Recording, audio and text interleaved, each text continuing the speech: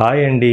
నేను మీ doctor Surasura Radhakrishna, senior pulmonologist Sircilla. ఈరోజు మనం హెచ్ఐవి అండ్ ఎయిడ్స్ గురించి క్లుప్తంగా విశ్లేషణ చేసుకుందాం. హెచ్ఐవి అంటే హ్యూమన్ ఇమ్యూనో డెఫిషియన్సీ వైరస్, అలాగే ఎయిడ్స్ అంటే అక్వైర్డ్ ఇమ్యూనో డెఫిషియన్సీ సిండ్రోమ్ ల గురించి క్లుప్తంగా విశ్లేషణ. హెచ్ఐవి అనేది రోగ నిరోధక శక్తిని డ్యామేజ్ చేసేటువంటి వైరస్. ఈ వైరస్ టీ సెల్స్ ని అనే CD4 ఇమ్యూనో సెల్స్ ని చంపేస్తుంది. హెచ్ఐవి అనేది సెల్స్ యొక్క DNA లోకి చేరుతుంది కాబట్టి ఒకసారి ఈ వైరస్ సోకితే అది జీవితాంతం ఉంటుంది. హెచ్ఐవి సోకిన వ్యక్తుల్లో ఎయిడ్స్ డెవలప్ అయ్యే అవకాశం ఉంది. ఎయిడ్స్ అంటే ఏమిటి? హెచ్ఐవి యొక్క అడ్వాన్స్డ్ స్టేజ్ నే ఎయిడ్స్ ని అంటాం. అయితే హెచ్ఐవి ఉన్న ప్రతి వారికి ఎయిడ్స్ డెవలప్ అవ్వాలని లేదు. హెచ్ఐవికి ట్రీట్మెంట్ తీసుకుపోనట్లయితే 10 ఏళ్లలో అది ఎయిడ్స్ స్టేజ్కి వెళ్లే అవకాశం ఉంది. ఈ స్టేజ్లో శరీరం యొక్క రోగ నిరోధక శక్తి బాగా బలహీనపడిపోయి ఎలాంటి ఇన్ఫెక్షన్స్, రోగాల నుండి బాడీని ప్రొటెక్ట్ చేసే శక్తిని కోల్పోతుంది. ఎయిడ్స్ యొక్క దశలు. ప్రారంభ దశ. ఈ దశలో వ్యక్తి హెచ్ఐవితో సంక్రమించబడతాడు, కానీ ఎటువంటి సాధారణ లక్షణాలు కనిపించకపోవచ్చు. రెండవది క్లినికల్ దశ. ఈ దశలో ఆ వ్యక్తికి హెచ్ఐవి లక్షణాలు బయటపడతాయి. ఉదాహరణకి జ్వరము, నీరసము, అలసట, బరువు తగ్గడం లాంటివి కనిపిస్తాయి. మూడవది ఎయిడ్స్ దశ.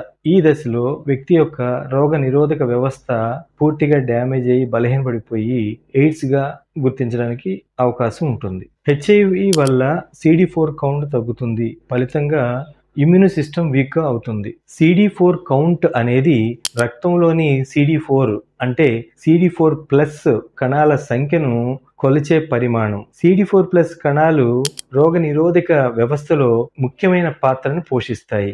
అలాగే వీటి సంఖ్య ద్వారా శరీరం యొక్క రోగ నిరోధక స్థితిని అంచనా వేయడానికి ఉపయోగపడుతుంది. CD4 కౌంట్ సాధారణంగా హెచ్ఐవి లేదా ఎయిడ్స్ వ్యాధిగ్రస్తులకు నిర్వహణ మరియు చికిత్స కోసం ఉపయోగపడుతుంది. CD4 కౌంట్స్ సాధారణమైన వ్యక్తులకైతే 500 నుంచి 1600 కణాల మైక్రోలీటర్స్ ఉంటుంది. అలాగే హెచ్ఐవి అండ్ ఎయిడ్స్ తో బాధపడుతున్న వారికి అయితే 200 నుంచి 500 కణాల మైక్రోలీటర్స్ వరకు ఉంటుంది. ఎయిడ్స్ వ్యాధితో ఉన్న వాళ్ళకి CD4 కౌంట్ పెంచాలంటే యాంటీ రిట్రోవైరల్ థెరపీ ద్వారా, మంచి పౌష్టికాహారం ద్వారా, వ్యాయామం ద్వారా, ఒత్తిడి నిర్వహించడం ద్వారా మనం CD4 కౌంట్ ని పెంచుకోవచ్చు. హెచ్ఐవి ఎలా సంక్రమిస్తుంది అంటే శారీరక సంబంధం. హెచ్ఐవి సంక్రమించిన వ్యక్తితో శారీరక సంబంధాలు పెట్టుకోవడం వల్ల సంక్రమిస్తుంది.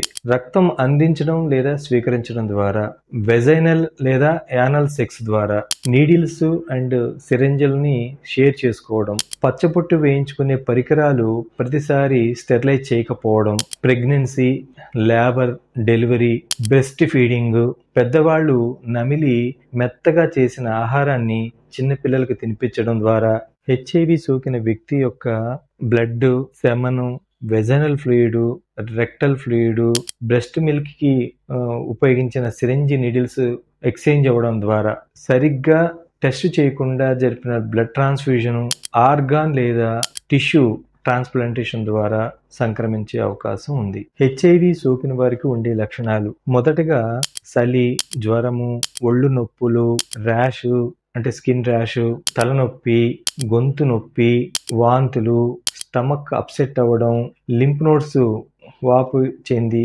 లాంటి లక్షణాలు కనిపిస్తాయి. వీటితో పాటు నైట్ స్వెట్స్ రావడం అంటే చెమటలు పట్టడం, మాటిమాటికి జ్వరం రావడం, వాంతులు, నీరసము, విరోచనాలు, బరువు తగ్గడం, ఓరల్ వెజనల్ ఇన్ఫెక్షన్స్ లాంటివి కూడా వస్తాయి. అయితే టెస్ట్ చేయించుకుంటే తప్ప ఎవరికి హెచ్ఐవి ఉన్నట్లు తెలియదు. క్రానిక్ స్టేజ్ హెచ్ఐవి ఉన్న వారికి కూడా యాంటీ రిట్రోవైరల్ థెరపీ ట్రీట్మెంట్ ద్వారా ఎయిడ్స్ స్టేజ్లకు వెళ్లకుండా మనం కాపాడుకోవచ్చు. ట్రీట్మెంట్ ఎంత తొందరగా మొదలు పెట్టామన్న దానిపైనే ఆధారపడి ఉంటుంది. హెచ్ఐవి ఉన్నదా లేదా అని తెలుసుకోవడానికి చేయించుకోవాల్సిన పరీక్షలు: రక్త పరీక్ష, ఎలిసా పరీక్ష, వెస్టర్న్ బ్లాట్ పరీక్షలు.